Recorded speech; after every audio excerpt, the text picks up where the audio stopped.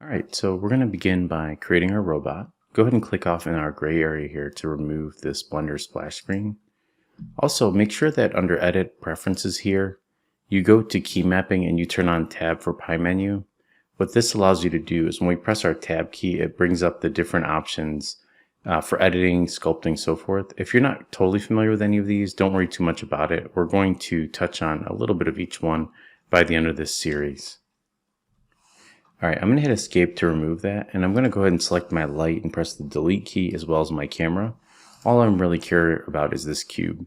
So notice I'm pressing left to select it, and then as I was selecting them in there, I was just pressing the Delete key on my keyboard just to double check.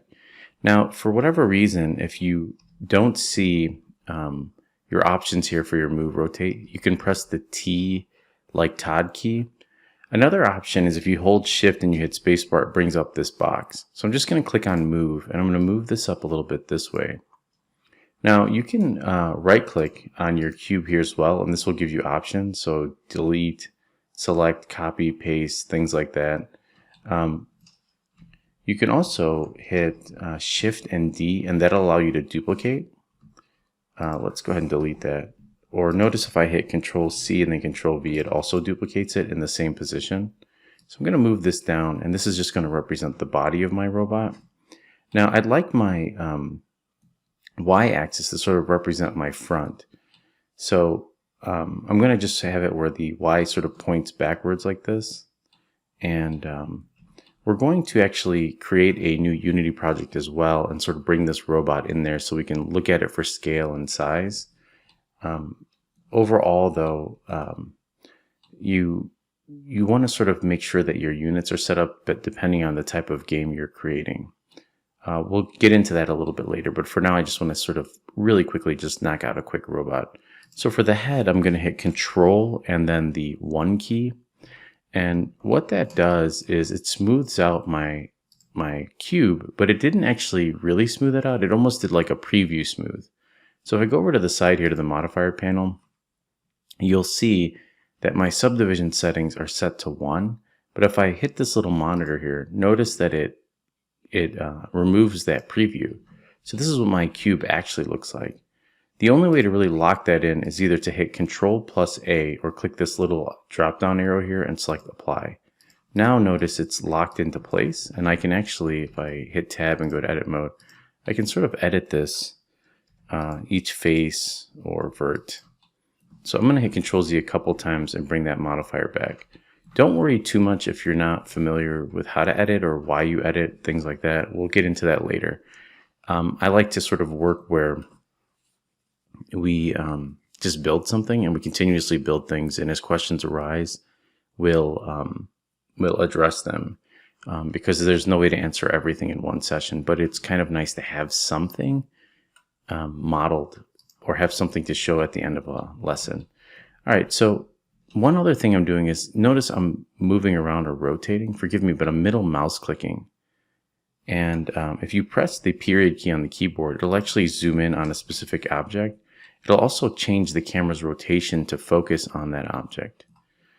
Let's go ahead and select this cube here that represents the body. And I'm actually going to right click, and actually a faster way is just double click it and just rename this body. And then I'm going to rename this cube head. There we go. So we have our body and we have our head. Now in order to pan, I'm holding shift and middle mouse clicking. So scrolling in and out of my mouse zooms, middle mouse clicking and pan, or middle mouse clicking and shift pans, and then alt, or just middle mouse clicking in general, rotates. Now let's do the same thing for the body. I'm going to hit Control and 1. Now what I'd like to do is make my robot a little bit more elongated at the bottom here. So what I'd like to do is I'm going to hit Tab and I'm going to go to Edit Mode, and I'm just going to middle mouse click and rotate so I see the bottom of my character here, and I'm going to select the face mode here and select that face. Now notice I'm also missing those options, which are my edit options. So I press T again to bring it back. And another thing is if you go over to the side, you can kind of drag this out a little bit and you can see the names. Now, if you're like me or you're working on a smaller laptop, you can hit Shift and Spacebar and it brings up these options. When I said you're like me, I'm actually working on a pretty good sized monitor, but I also like as much screen real estate as clean as possible. So I like to hit Shift and Spacebar, and I'll hit things like, let's say we want to extrude that face. So I can either extrude region, or I can remember that that the hotkey E allows me to extrude. So I'm just going to left click till that's a little bit smaller. And then I'm going to press the S like sand key, and I'm going to scale that down. Okay. And also if you hit Shift and Spacebar, you can see there's scale here, which gives you the actual manipulator, where you can move them independently, which is a good option. Let's kind of move this back to 0. All right, so that looks pretty good. Let's say I'd like to move this edge so it's a little bit more centered. Well, if I hit 1, or I go to my options here, like vertice, edge, or face. So I have vertex mode, I have edge, and I have face. Let's see. We can see here that if I go to try to select this to move it up, it only selects those front 2 vertices of whatever direction I'm looking at. See that? It doesn't grab anything that's sort of hidden or behind it. So a trick is you can hit Alt and Z, or click on Toggle X-ray mode, and that'll allow you to select vertices that are all the way through your model. Now I'm going to hit Shift and Spacebar. I'm going to select the Move tool. I'm just going to move that up a little bit like that. All right, I'm going to hit Tab and then go to Object mode. Now something else I'd like to do is sort of copy this body of my robot and use it to create some sort of fin or arm. And I'm going to move those on the X-axis. So for the first fin, I'm going to hit Shift and D, and then I'm going to press the Escape key immediately, because what that does is, right now it's attached to wherever my cursor placement is, and if I press the left mouse button, it'll place it there, which is not what I want. But if I hit Shift and D to duplicate, and then I press Escape, it's still copied, but it's placed on top of the other one. So I can just go ahead and hit S to scale this down, move it a little bit closer, and I can hit Shift and Space and select Scale, and I can scale it up this way, and I can also flatten it out. Let's hit Alt and Z to remove X-ray mode so we can see that a little bit better. Now there is a quicker way instead of having to use these handles, and that's by hitting S and then whatever the corresponding axis. So if I hit S and Y, so I'm going to hit S and then Y, notice I can scale in that one direction. Or for example, S and X, I can scale that direction, or S and Z. So whatever way you want to do it.